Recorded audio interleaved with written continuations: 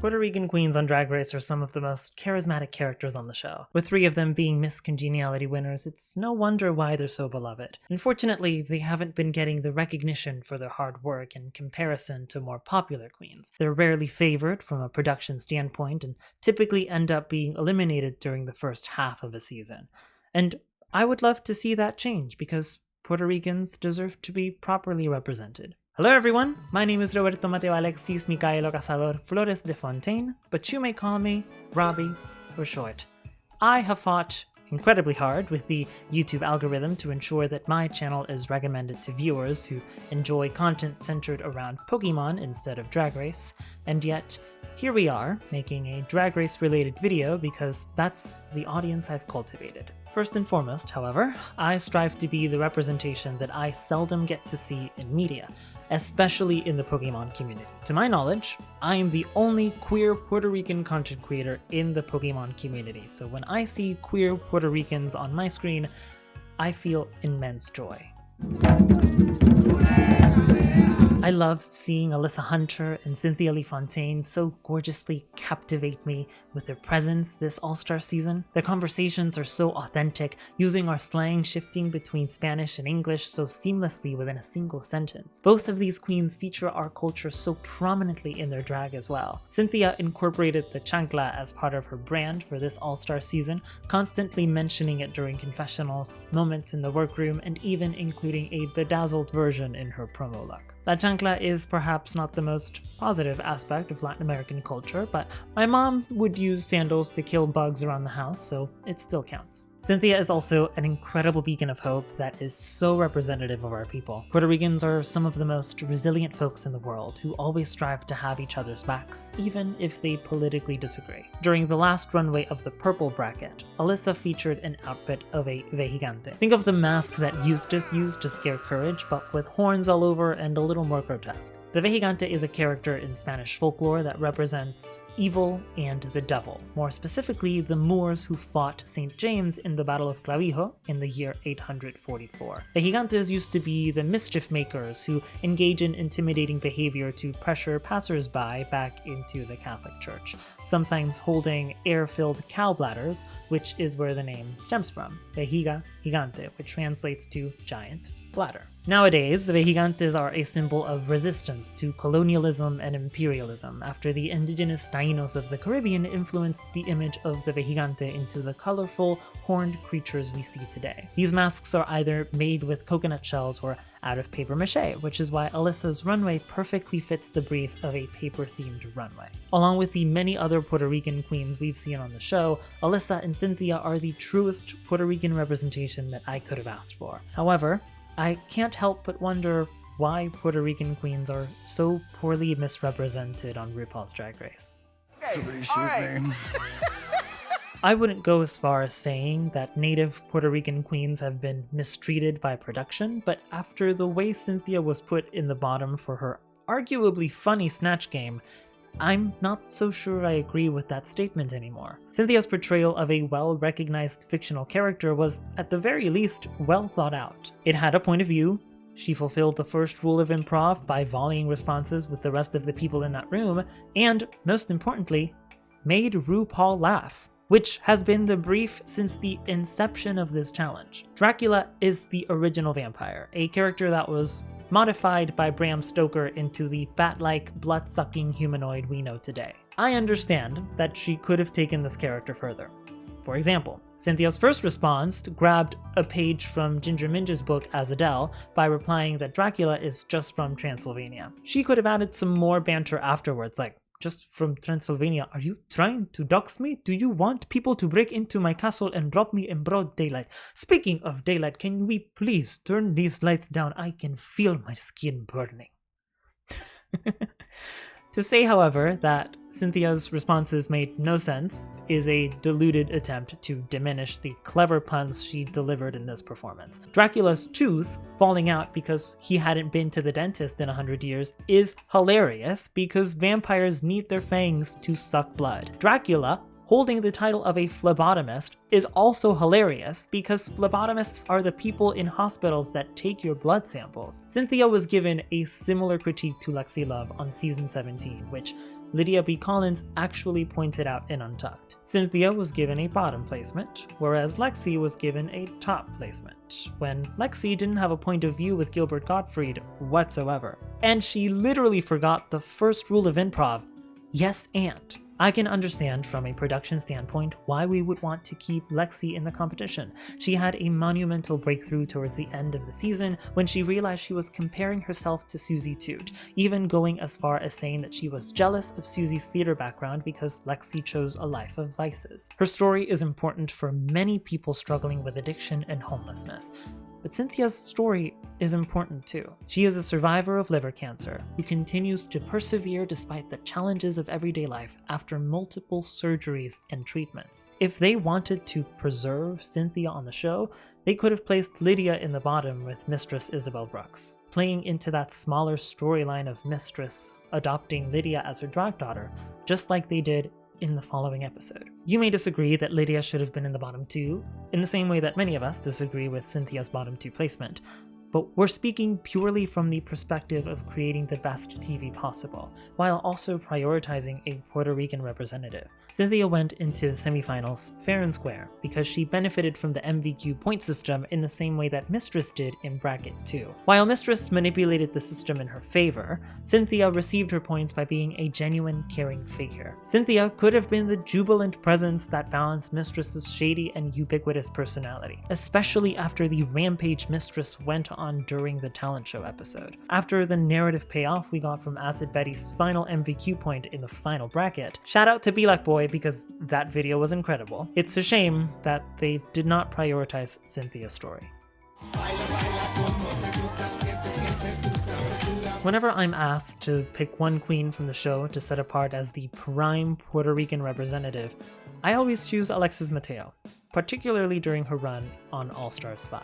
Her appearance on that season was a buffet of Puerto Rican culture served on a silver platter for the world to experience. Her talent show performance was a dance number that included elements of samba, which originates from Brazil, and bomba y plena. Bomba and plena are genres of music that originated from the African diaspora that was brought into the Caribbean. These genres are defined by their percussion-based instruments, such as barrel drums and the tambourine, also el guiro, which isn't percussion but still very Puerto Rican, and they developed as a form of protest for enslaved communities to dance and express themselves through music.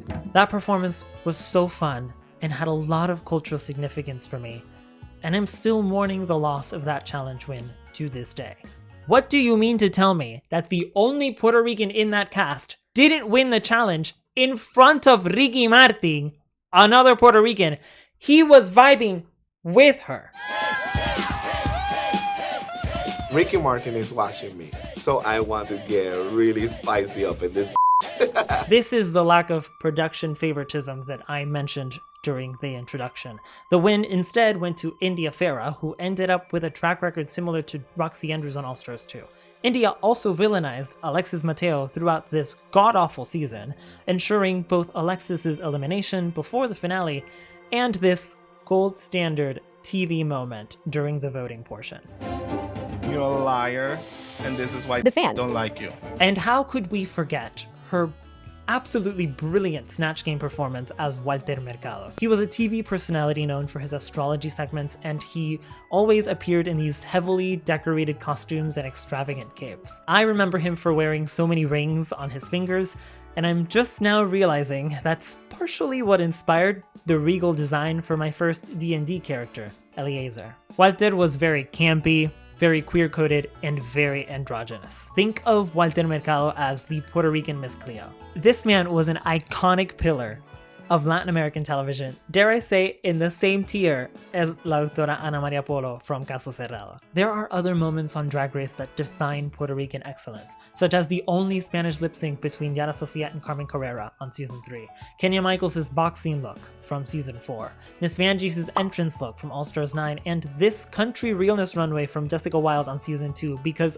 why is she actually dressed like my mom? They incorporate our culture into their runways, their performances, and sometimes include the Puerto Rican flag somewhere in their drag or their workspace. Other Puerto Rican queens have performed quite well in modern seasons of All-Stars and even won a couple maxi challenges, like Jessica Wilde winning the ball on All-Stars 8 and Yara Sofia winning the talent show on All-Stars 6. However, I feel like the folks who work on this show now don't know how to include Puerto Rican queens in their narrative because they perhaps don't understand Puerto Rican culture or even Latin American culture for that matter. I would love to see some production favoritism given to a Puerto Rican queen by creating maxi challenges that play to their strengths, like an acting challenge themed around a telenovela. Just imagine the intense zoom-ins, the dramatic gasps, the cliche plot twist in which the love interest has a secret twin that no one knew about. I was recently introduced to a song by Cat's Eye called Gabriela, where the music video utilizes tropes from telenovelas and even has a verse in Spanish. Thank you, Mono, on the Ditto Daycare Discord server for showing me this, and you can join as well using the link in the description.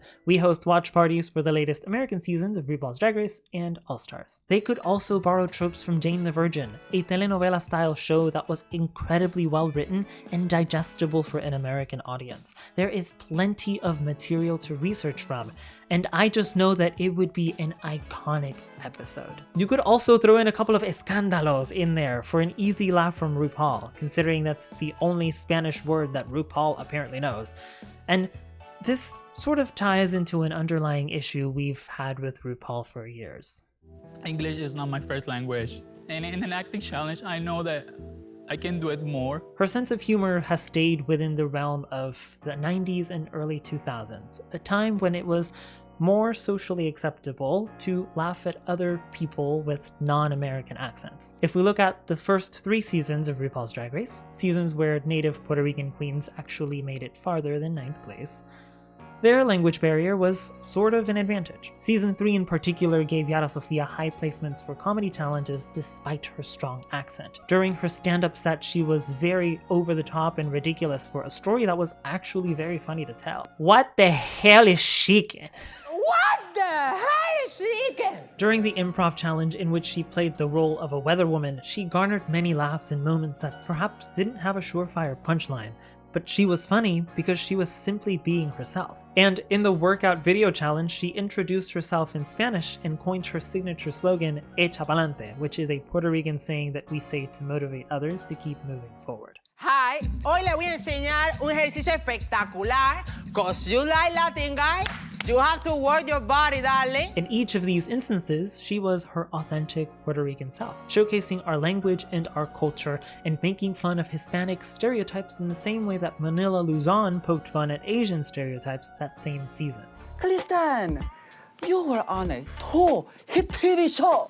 Tell us, how did that change your life? This week, you broke all the rules. You crossed the line of good taste, and you perpetuated stereotypes. Congratulations, you're the winner of this challenge.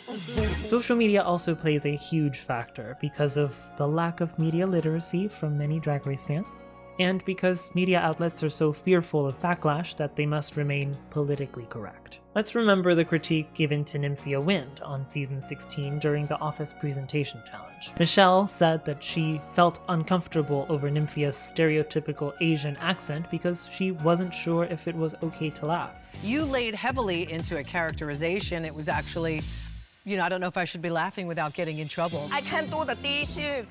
Oh, pick this up for me. For the record, it is okay to laugh because an Asian person is poking fun at a stereotype about Asian people. And social media made sure to let Michelle know the same sentiment. However, as more seasons released, queens whose first language was Spanish were progressively at a disadvantage because their language barrier became a negative critique. Kenya Michaels and Linnea Sparks were eliminated during Snatch Game, while Madame LaQueer, April Carrion, Candy Ho, Cynthia Lee Fontaine, and Alyssa Hunter were all eliminated during an acting challenge. Are we sensing a pattern here? Of these queens, only Madame LaQueer and Cynthia got critiques that were related to their accents, with Carson specifically telling Cynthia on season 8 that he didn't understand what she was saying, but he didn't care. The Empire scene, I don't know what you were saying, but I didn't care. This comment can unintentionally come off as a microaggression, And we just watched RuPaul ask Cynthia during Snatch Game to repeat herself when she said the word ring. Maybe probably her ring? Set inside her what? Ring? Set inside her ring? Is that what Count Dracula said? I think so. Are you asking because you don't understand why she answered that? In which case, you should have responded with, could you elaborate? Or because you didn't understand her accent? It's written in the card, RuPaul. In two other instances, Linnea and Alyssa opened up during critiques about how hard it is to be funny in another language, with RuPaul making the counter-argument to Alyssa that they wanted to see nuances in their performances. There are so many emotions right now. Since the beginning, it was hard to be here because English is not my first language. We can tell you try hard and you are fantastic, but it's about all of these different nuances. And unfortunately, we just saw one note. I don't know what you were saying, but I didn't care. There were some nuances that were missed. What did you think watching yourself in the scene? I love it. It was really good. I understand that critique from a theoretical standpoint to make a performance more interesting, giving peaks and valleys. But it's difficult to deliver nuances when you don't understand those nuances. My fiance can attest to the multiple times I've had to ask him about idioms and figures of speech that didn't make sense to me. On the flip side, I've had to explain to him idioms and figures of speech in Spanish that didn't make sense to him. His favorite example is when I said that I'm so cheap I walk on my elbows. In Puerto Rico, we say that someone walks on their elbows, camina con los codos, to refer to someone who is very frugal. They're so cheap that they walk on their elbows so they won't mess up the soles of their shoes. If I were to say that to anyone else, they wouldn't understand me because that's not a phrase we say in English. On the topic of queens whose first language isn't English, Nikki Doll more or less fell into that same boat on season 12. She was told several times to let judges see the quirkier side of her personality. So when Carson directs her to speak more French during the acting challenge, Speak some more French, Nikki, that's great. she does. Then she is eventually sent home that same episode, and it feels frustrating that yet another non-native English-speaking queen is sent home during an acting challenge. Nikki at least got a good gig hosting Drag Race France. What are the Puerto Rican queens getting? I do believe, though, that it's possible to craft a season of Drag Race in which a Puerto Rican queen can win, because we already have a winner whose first language isn't English. Nymphia Wind. Season 16 had a grand total of 4 comedy challenges, while the rest were design or performance-based challenges. Nymphia had a high placement for the Office stand-up challenge that we just talked about, and there were 2 other comedy challenges that she was low safe for. Snatch Game, which was the worst out of everyone in that cast, and the Bathroom Design Challenge. Not to mention Nymphia received a win for the Girl Groups Challenge thanks to Megami, a Puerto Rican queen, helping her with her lyrics. In comparison, season 14, which cast Alyssa Hunter, had 6 comedy challenges, 2 acting challenges, a parody PSA, an improv challenge with a live panel, Snatch Game, and the roast. Season 16 has the lowest amount of comedy challenges in a season with 14 or more episodes since season 7. And who won that season? Violet Chachki, whose forte is fashion and design. Every season of Drag Race that aired on Logo TV included at least one queen that was born and raised in Puerto Rico. Every season after the show moved to a mainstream network lacks a native Puerto Rican queen, save for Cynthia on season 9, who was already on season 8, and Alyssa Hunter on season 14. Unfortunately, I firmly believe this is the main reason why we don't see native Puerto Rican queens on the show anymore. Perhaps mainstream networks are finding it difficult to cast Puerto Rican queens because their language barrier is too much of an issue for them to deal with. There have been Puerto Rican queens on almost every other modern season, but they were born and raised in the US, and they are therefore more in tune with American culture. I will accept these divas with open arms because they are an extension of the Puerto Rican diaspora, but it's sad to think that we may never have another born and raised Puerto Rican queen on the show again. This point leads me to the Drag Race fandom, specifically the non-POC fans who don't quite understand why representation is so important. 4 points!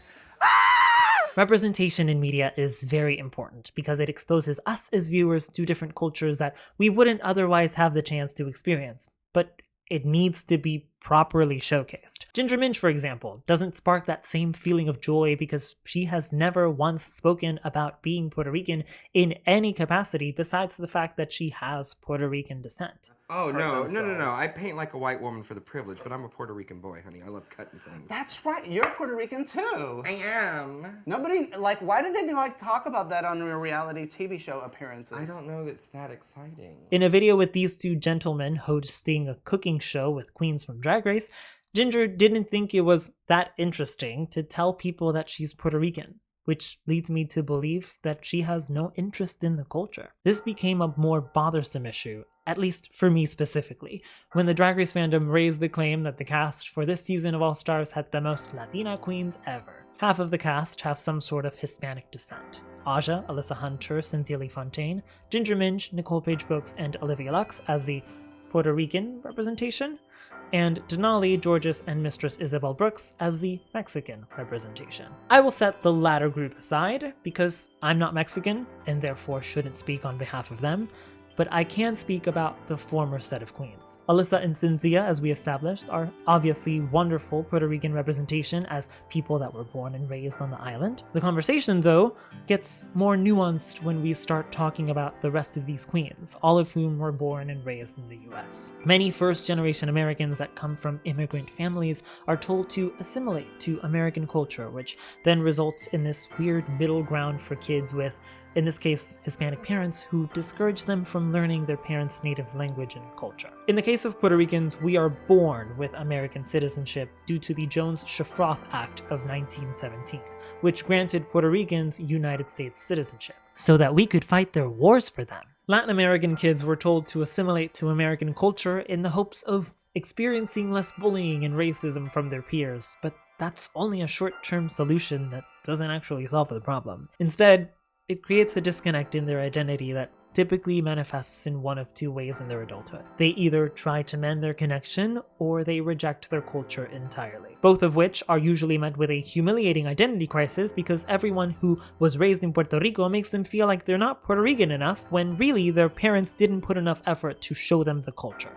Aja has been quite vocal online about her heritage and how she feels about her culture because she's likely experienced similar qualms.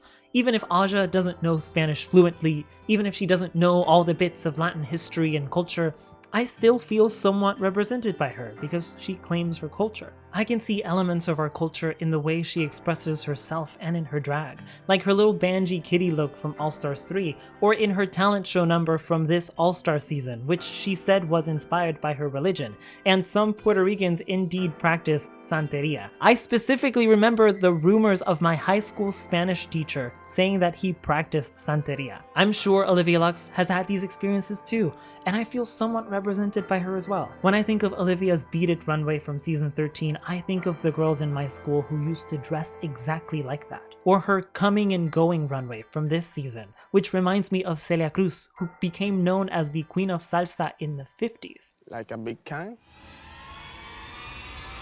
These two queens are people who perhaps experienced pressure to assimilate into American culture, or their parents did, and later decided to mend their connection to their Hispanic heritage. Ginger and Nicole, however, are on the opposite end of that spectrum. Folks who are unfortunately so far removed from the Puerto Rican heritage that they can only say they're Puerto Rican because their parent is Puerto Rican. That's not a bad thing, however.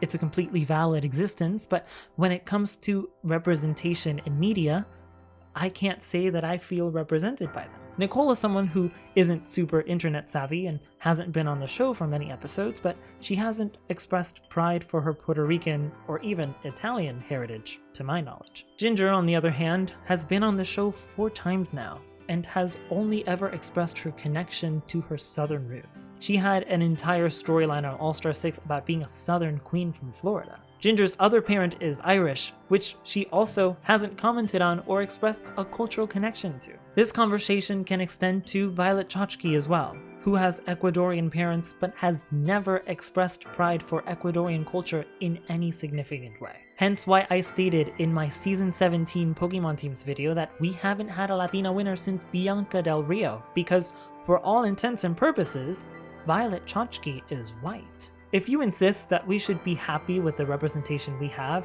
you have completely lost the point. And this lack of empathy, specifically from non-Latin folks who don't have the experience of feeling underrepresented, is what disturbs me the most. I don't want to be force-fed Puerto Rican representation for the sake of Puerto Rican representation, and I refuse to allow them to tell me which queens represent me.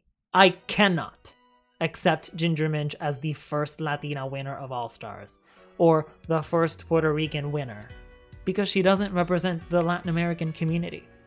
Nor can I accept Violet Chachki as a Latina winner in general, because she hasn't claimed the culture for herself. I want to feel proud of the work that Puerto Rican queens showcase on Drag Race, because being proud of your heritage should mean that you're proud of your culture, its food, its history, and achievements. Being proud to be Puerto Rican to me means being proud of our music. Like reggaeton, which originated as a fusion of Panamanian reggae, Jamaican dancehall, and American hip-hop. Take a look at the stage from Bad Bunny's most recent concert and how it perfectly captures the typical Puerto Rican architecture of our houses. Really listen to the lyrics in his music and internalize how he has dedicated his entire career to celebrating and protecting Puerto Rican culture. Being proud to be Puerto Rican to me means being proud of our flag, which the US made illegal to fly until 1952.